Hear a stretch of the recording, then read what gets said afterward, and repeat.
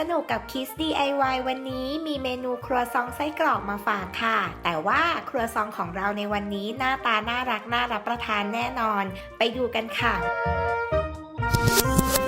ทีนี้ก็มาถึงขั้นตอนการประกอบแล้วล่ะค่ะนำครัวซองใส่จานเอาไว้นะคะวางขาปูด้วยไส้กรอกชิ้นเล็กวางก้ามน้องๆควรใช้ไส้กรอกคนละสีนะคะเพื่อความสวยงามนั่นเอง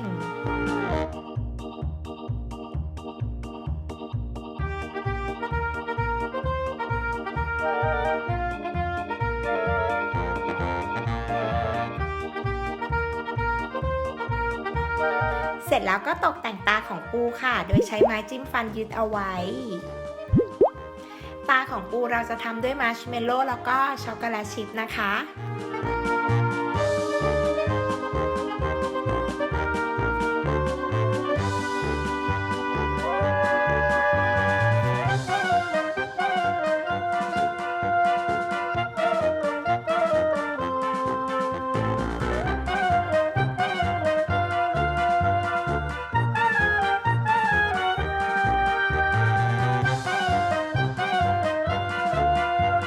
เรียบร้อยแล้วค่ะครัวซองปูกล้ามโตนะคะแค่นี้ก็เพิ่มความน่ารักน่ารับประทานให้เมนูครัวซองแล้ว